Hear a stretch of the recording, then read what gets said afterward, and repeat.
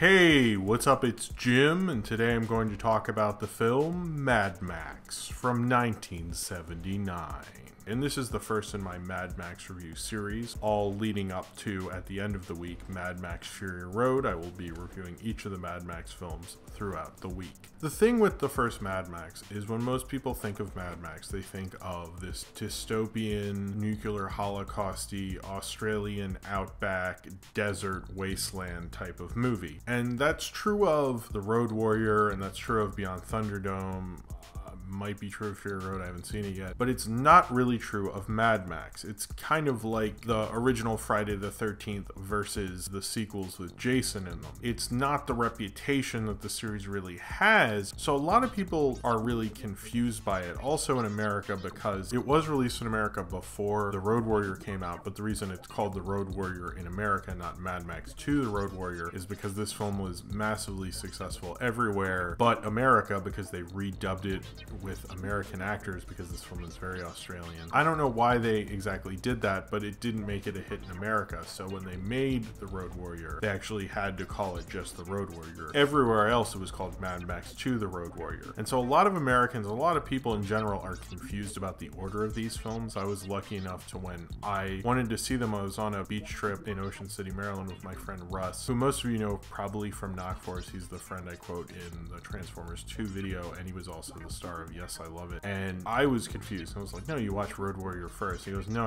I know the order. And he sat me down, had me watch this film first. And the thing that's different about this than most dystopian future films is you kind of just see it when it's all bombed out to shit and everything's just, society's crumbled and it's all over. And at this point, you know, there is an energy crisis. Society is definitely crumbling, but it hasn't completely crumbled. Max is a cop. There's some organization to these towns. It hasn't totally fallen to shit. And it's kind of an interesting idea, to be honest, to not just go full out dystopian. You never really think about how did this get that way. You know, they might have a few scenes, and of course the other two films do have scenes from this movie, but it really shows a world that's slowly devolving into chaos. It's a different kind of film for the Mad Max series, but it was a different kind of film at the time, and a different kind of film for Australia, which were more known for art films really, and the exploitation hadn't really broken out. And this was a massive hit. It did really well at the Cannes Film Festival. It was actually the most successful independent film, budget to what it made ratio, until the Blair Witch Project, which gave it a good 20 years of being the most successful independent film of all time until then, and it's still pretty damn successful if you ask me. Ferocious and violent, and the editing was kinetic and crazed, which showed a society crumbling at a time when the 70s had a lot of visions of society possibly crumbling. So this doesn't actually seem as extreme as the sequels, because they actually kind of based it on an oil crisis and the violence people would get into as they were waiting in lines for petrol. Since George Miller was an emergency room doctor, he saw the violent injuries people would have after getting in arguments because they couldn't gas up their cars. And he also had interesting relationships with cars. A lot of his friends actually died in car accidents growing up. You can get that negative worldview, but also having a real skill in his editing and his cinematography and his framing to making this a really fun, crazy, shocking, thrilling, kind of like a grindhouse, but also very sensible and moralistic at the same time movie that comes in and surprises you, and especially during its amazing chase sequences. Max, a police officer who is an amazing driver, since there's all these small towns during the energy crises that are going on at this time, and they're trying to maintain order, and this one biker gang called the Acolytes are kind of just terrorizing everybody. And one member of their team, Knight Rider, this was before the David Hasselhoff show, after escaping from police custody, he kills a rookie officer, and Max goes after him and kills him, and they're trying to get the Acolytes in line as they're trying to fuck with the police officers, which they very much can, since the police don't have a ton of funding. They really just have these nice cars, which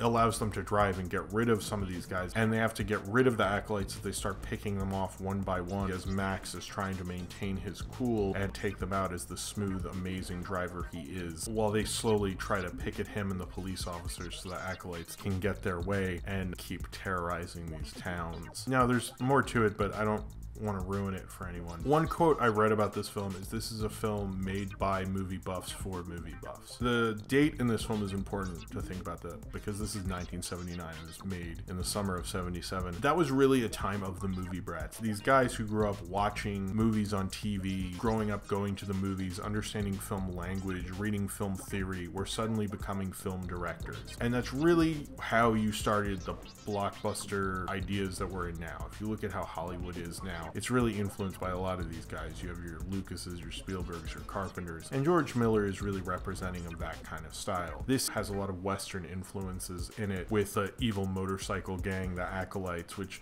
seems like something from The Wild One, any kind of motorcycle gang movie. It feels like a lot of different influences at once. Max feels like a cowboy. All of these films feel like very Leone influence, but this one more so than the other two, and maybe Fury Road also, feels more John Ford influence. It feels almost like a Leone film mixed with a cavalry John Ford movie. It's an interesting mix of influences. Apparently George Miller was a huge fan of High Noon, and you get that soul, an amazing gunslinger in town who's going to protect everyone. That's who Max really represents. And I love this kind of style in filmmaking because postmodernism in film kind of started around the same time, but particularly in the 70s that really came out. And this really shows people who want to combine science fiction with the westerns they grew up with, and George Miller does that excellently here. The editing is so kinetic and crazed. It's so alive and crazy, and some of the dialogue scenes aren't as engaging as the chase sequences and the action sequences, but when those scenes come on, I was on the edge of my seat. It just grabs me. They're so engaging and crazy. You're not exactly sure what's going to pop up, and it just feels very alive. When you think of a Hollywood film, it's almost like edited in a way that doesn't feel real, and this feels very human in its editing, uncontrollable, like you don't exactly know what's going to come next, and it adds a danger to those car chases because you're like, well, what is going to happen? Definitely makes you feel like you're in there, that anything could happen, that the car could flip over or anything like that. And it's important to note, and while I was watching this, I know George Miller was an emergency room doctor and he was a physician. What I found interesting is I've always thought of this film as a violent film, and it was banned because of violence. This was made in Australia, and the Australian government did not like it at all. When the 70s were gearing down and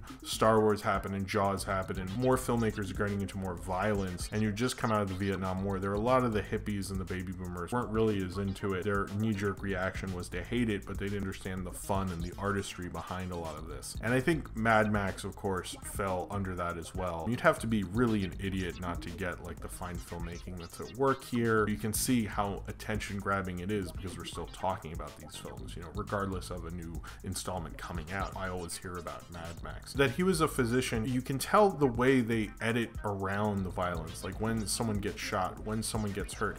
It's like he doesn't want to hold on that. And I've noticed that a lot in film and in storytelling. When you have a person whose perspective or a culture whose perspective sees a lot of violence, you don't see it as much. It's like they don't want to show it to you. A lot more of the editing and the shots are more about the violence about to happen and then the aftermath of it. But it makes it so much more impactful because he'll quickly show it. He'll quickly show those drivers' eyes pop out of their heads. They'll quickly show blood coming out of somebody. It makes it so much more impactful, but there's a real fine-tuned craftsmanship about this. It really showed George Miller as an amazing action director, an amazing car chase director. Some of the car chases in this film are just simply incredible, especially the opening scene. That opening scene that really introduces Mel Gibson, and nobody knew he was going to be the star he became when they made that, but it's such a great star introduction. I mean, geez, it's just like amazing how good that is. It's almost like classic Hollywood, the way they introduce him. It's kind of cool he got like a classic Hollywood introduction. Even the score of this, which is by Brian May, who's not the guy from Queen, there's other people named Brian May. He wanted to do kind of a Bernard Herrmann kind of classic Hollywood score. There's a part of this film that doesn't feel like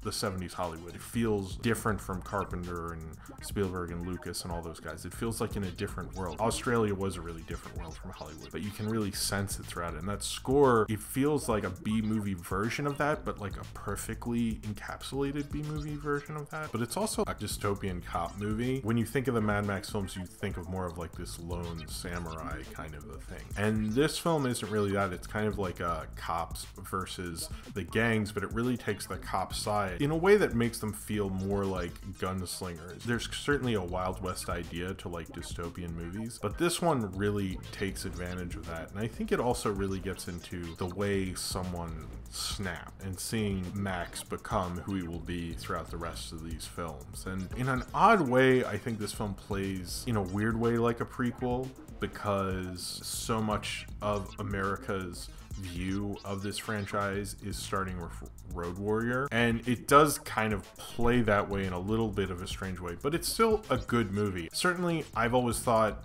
and I haven't rewatched it in a little bit, I will, that'll be the next video. I've always felt Road Warrior's the better film, but I always thought this film is still really good. It still has amazing sequences. It still always kind of blows me away. It's definitely a good movie, and without it, the ripple effect it had let those other films be made. It is strange that the other films changed so much that he destroyed the world between films, and that's a really daring, ballsy thing to do. It represents a time in the 70s where that was still new and fresh, and you can tell he's kind of younger and hungry to do this, but you can also tell he really cares about filmmaking. And I think that's why these films have lasted and are still talked about, is because the Mad Max films, at least the first two, are known for being incredibly well made. And for a film that didn't cost that much, this film looks better than films I've seen that cost millions of dollars. George Miller was a crazy motherfucker, and he's always been that way. George Miller's a crazy guy. You look at his filmography, it doesn't make any sense. This guy also made Babe and Happy Feet, and both of the sequels, Babe, Pig in the City and Happy Feet 2, and he makes Mad Max movies, and that's how he got his start. Like, his filmography makes no sense. He's a weird, strange guy. But that's kind of what's cool about these movies, is they're kind of unpredictable. It's not really walking you through everything. It's trying to make sure you get everything, like, very simply in a way, but also kind of explaining other beats to you. This one plays around with both of those worlds a lot more, and I think that makes it an intriguing film. I think it's more intriguing because when someone says Mad Max, you think of The Road Warrior, and you don't think of this. But then when I talk to anyone who's from anywhere else that's not America about these films, they don't understand why we think it's weird. I'm trying to explain to them that, like, no, the reputation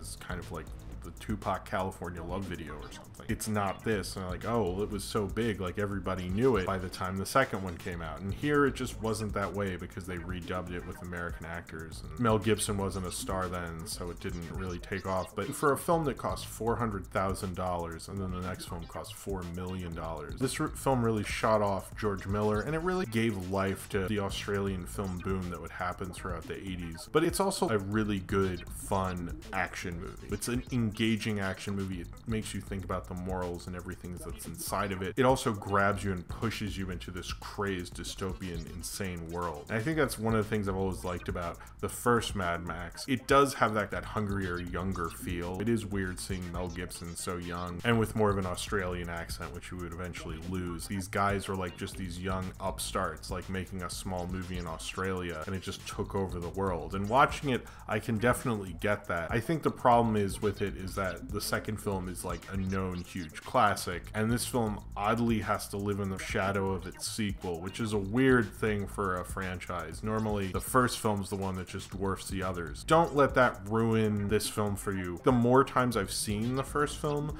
the less I think about the second film and the less I'm comparing it to that world. My first time, I think it took me a while, but it still grabbed me hold, and it's not a bad movie. You won't be so disappointed because you're not getting to see Mad Max in the Australian outback or anything. You still get awesome car chases. You still get that one-of-a-kind George Miller action car chase vibe. It's such an awesome movie. It has kind of that 70s rawness to it, that kind of interpreted classic Hollywood 70s vein to it, and that's all alive. And I think George Miller really gave a really amazing, awesome, sci-fi, heavy metal-y, close to dystopian kind of future movie that no one was really thinking of at the time. To do a car chase movie like this was wholly original, and you really have to set back and appreciate the originality of this film and not let another film, even if it is better, kind of dwarf it in comparison. This is still an amazing, fun, awesome movie, and every time I see it, I think it grows even more awesome with repeat viewings. It's almost like a perfectly made, grimy 70s Australian film